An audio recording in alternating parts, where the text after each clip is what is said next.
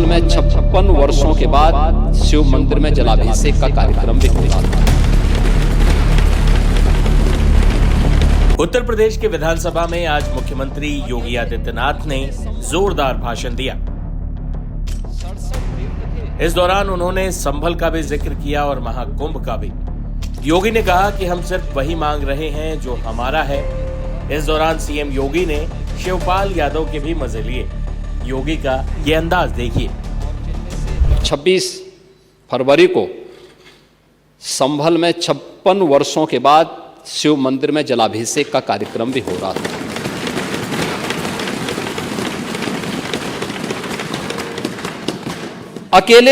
अकेले संभल में 67 तीर्थ थे और 19 कूप भी थे, जिनको एक शरारत के तहत एक निश्चित समय के अंदर समाप्त कर दिया गया, और जिनमें से 68 तीर्थों में से 54 तीर्थों को ढूंढना ये तो हमारी विरासत का हिस्सा है और हमने तो वही किया है। हमने तो वही कहा है कि जो हमारा है वो हमें मिल जाना चाहिए। हम उससे इतर कहीं नहीं जा रहे हैं, उससे इतर कहीं नहीं। और 19 जो कूप हैं उन्हें भी मुक्त कराया गया है। सच कड़वा होता है और उस कड़वे सच को स्वीकार करने की सामर्थ्य भी होनी चाहिए। लेकिन आपने बोला है, मुझे बहुत अच्छा लगा। उपचुनाव की भी आपने चर्चा की, लेकिन आपके यहां तो चुनाव के एक्सपर्ट शिवपाल जी हैं।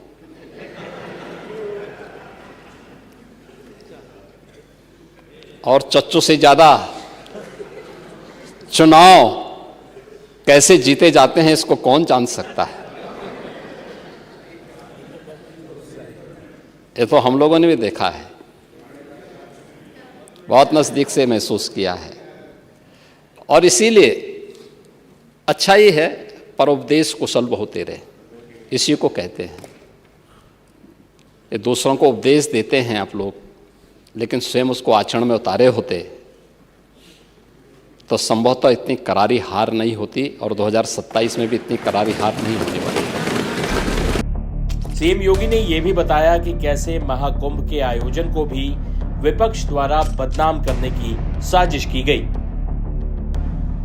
महाकुंभ का आयोजन उत्तर प्रदेश की इस सामर्थ्य को देश के सामने और देश की सामर्थ्य को दुनिया के सामने रखने में सफल हुआ। आपका कितना भी दुष्प्रचार था, लेकिन वह भारत की आस्था को कहीं डगमगा नहीं पाया। आप लगातार दुष्प्रचार करते रहे और आप लोगों का यह सबसे बड़ा हथियार था। आप लोगों ने इसके लिए बहुत तरीके से इसको लोगों के सामने बहुत नकारात्मक तरीके से प्रस्तुत करने का प्रयास किया, लेकिन आपकी नकारात्मक बातों पे न प्रदेश की जनता को न देश की जनता को ही विश्वास था। और मुझे लगता है कि यह आपके लिए उल्टी गिनती है कि जनता आपकी बात को अब सुनना ही बंद कर दी है। आप देखें ना कि कोई उत्तर प्रदेश का कोई गांव ऐसा नहीं था जिससे बस वहां नहीं पहुंची हो। आस्था नहीं तो ये जो हम कर रहे हैं ना, संभल में भी कर रहे हैं, ये आस्था का ही सवाल है। ये आस्था का ही सवाल है। ये जो कॉरिडोर बन रहे हैं, ये आस्था का ही सवाल है। और उसी आस्था के सवाल के साथ जोड़ने के लिए ही सरकार ने इस आयोजन के साथ जोड़ करके, और ये जो 7,500 करोड़ रुपए खर्च किए थे, केवल कुंभ के आयोजन के लिए नहीं किए थे। हमारे लिए यह आयोजन प्रयागराज जैसी पौराणिक सिटी के सस्टेनेबल डेवलपमेंट के प्लान का, एक व्यवस्थित विकास की एक रूपरेखा तैयार करने की भी थी। और महाकुंभ के बहाने प्रयागराज के अंदर उस प्रकार के इंफ्रास्ट्रक्चर को देने में हम सफल हुए। 200 से अधिक सड़कों का चौड़ीकरण हुआ, 14 फ्लाईओवर बने, 9 अंडरपास बनाए गए, 12 कॉरिडोर बने, अक्षयवट कॉरिडोर,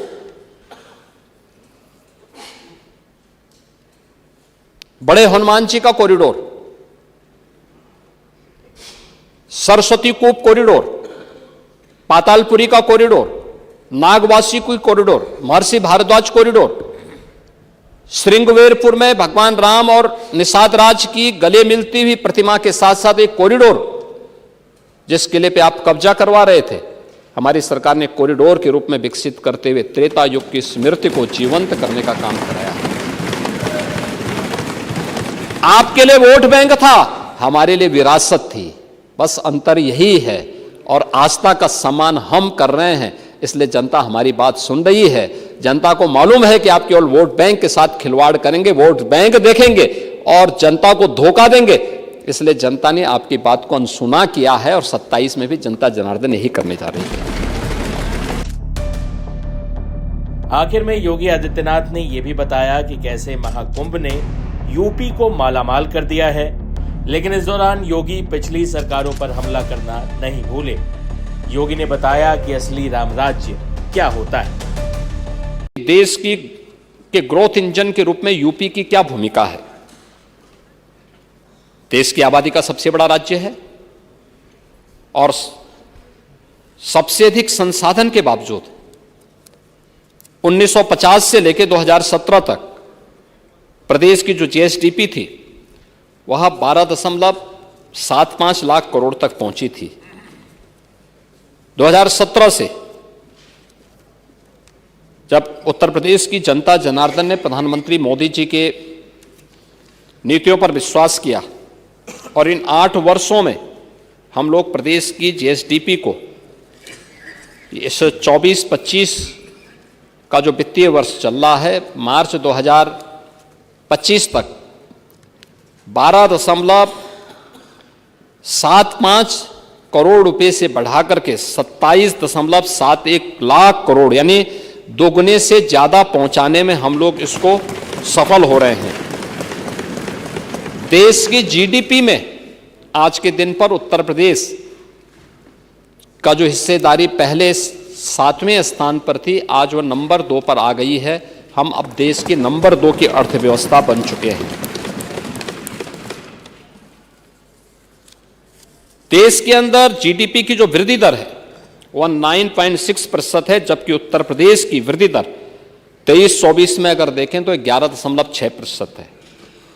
एक सरप्लस स्टेट के रूप में उत्तर प्रदेश आगे बढ़ा है।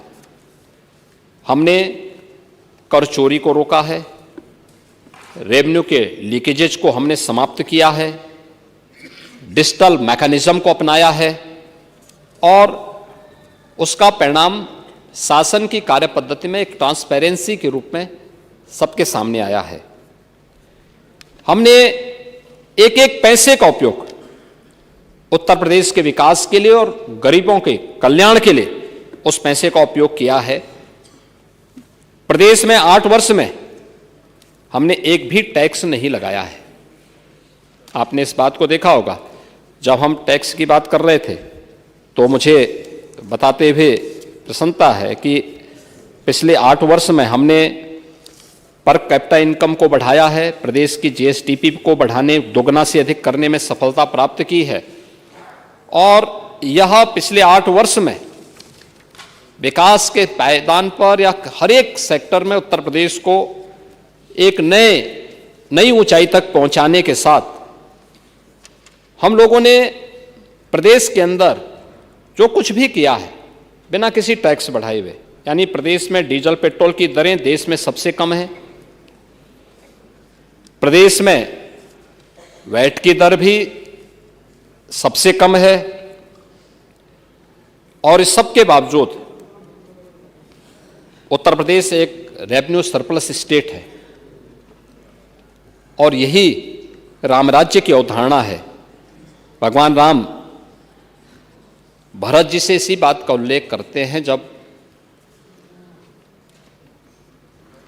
उन्होंने इस बारे में चर्चा की, उनसे कहा कि वे बरसत हर्षत सब लखे करसत लखे न कोय तुलसी प्रजा सुभाए से भूप भानु सो होय। यानी श्री राम जी भरत जी से कहते हैं कि हमें प्रजा से कर ऐसा लेना चाहिए जैसे सूर्य लेता है, जैसे सूर्य समुद्र नदी तालाब से पानी लेता है लेकिन किसी को पता ही नहीं चलता, परंतु जब वह बादल के रूप में जरूरत की जगहों पर बरसता है तो सबको पता चलता है, खासकर तब जब जरूरत की जगह पर बरसता है और सभी खुश हो जाते हैं।